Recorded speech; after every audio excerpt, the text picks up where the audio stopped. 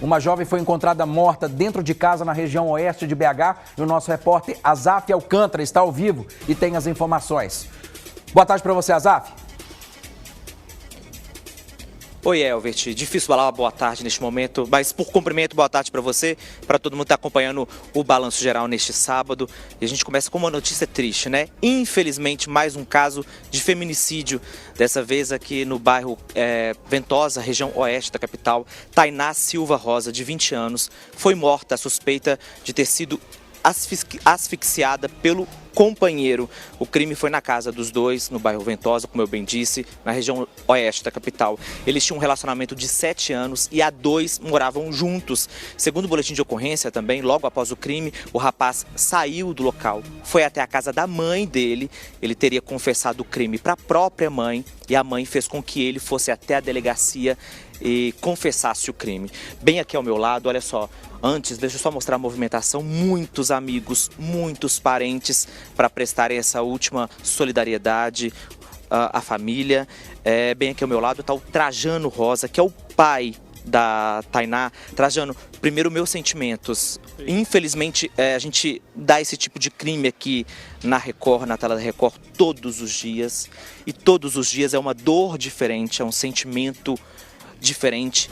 Todos esses sentimentos são ruins. Meus sentimentos, boa tarde para você. Como que era a Tainá?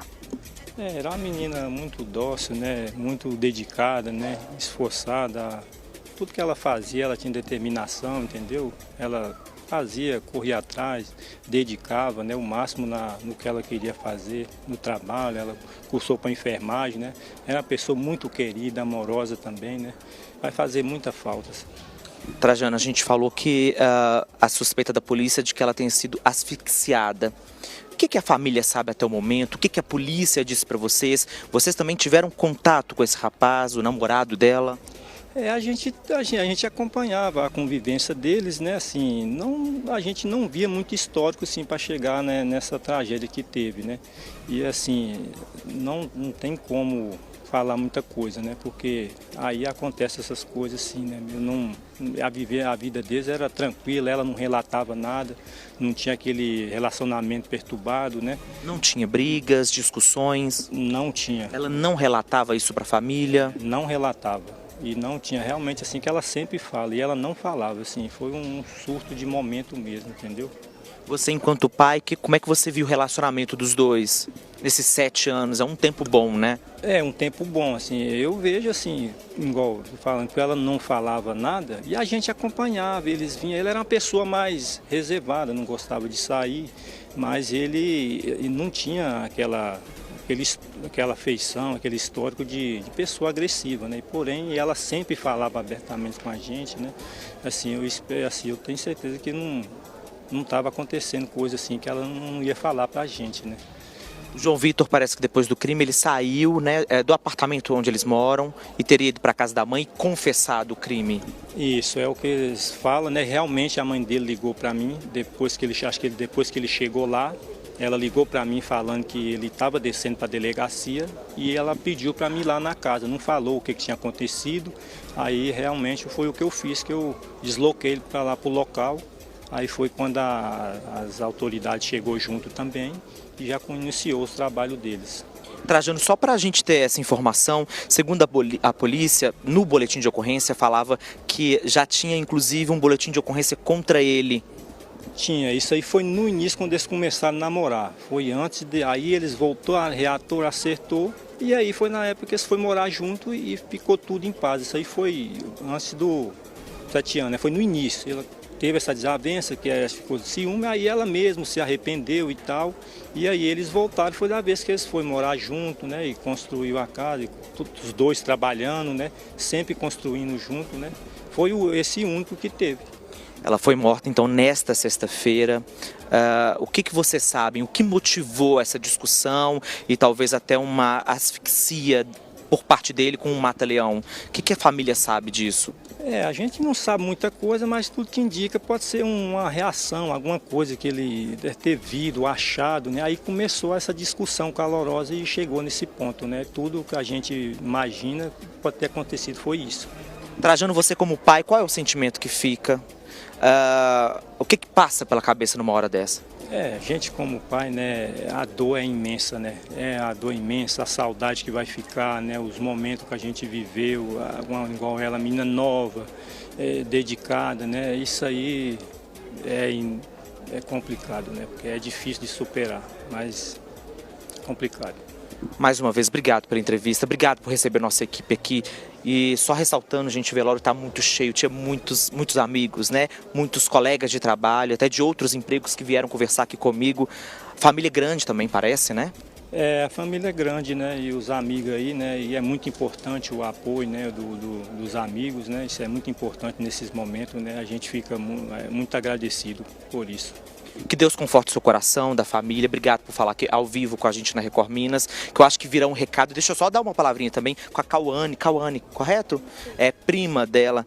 Cauane, a gente estava conversando mais cedo aqui, né, antes de fazer essa entrada ao vivo, e a gente até falou sobre é importante, claro que é um caso mais triste que a gente noticia aqui, mas é importante isso. O que está acontecendo com os homens? Foi o questionamento que o Elvert fez bem no início do Balanço Geral de hoje. O que está acontecendo, né, Cauane? Você convivia bastante com ela. O que ela relatava? Relatava alguma coisa?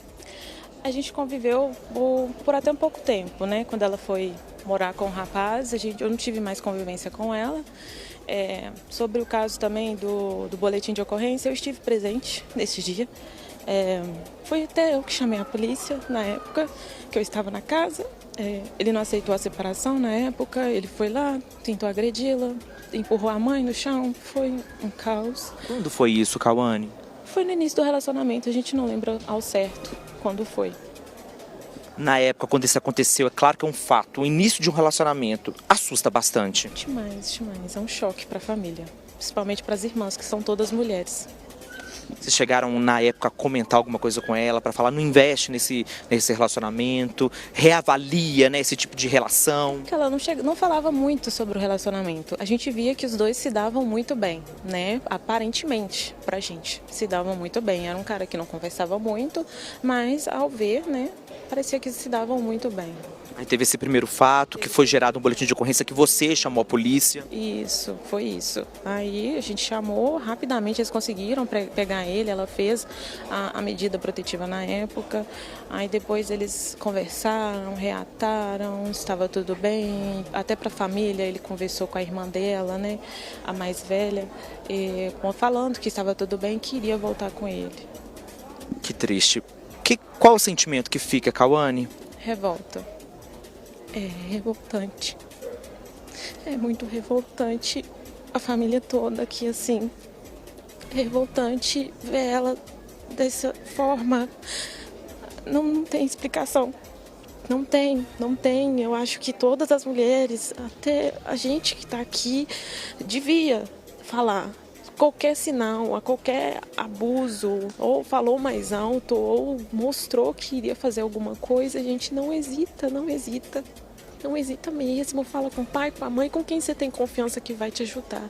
Porque às vezes a gente se retrai muito com medo da reação das pessoas, né? Por amar aquele cônjuge, né? E não faz nada. E, infelizmente acontece essa tragédia. Ô, Cauane, meus sentimentos mais uma vez para você, para a família.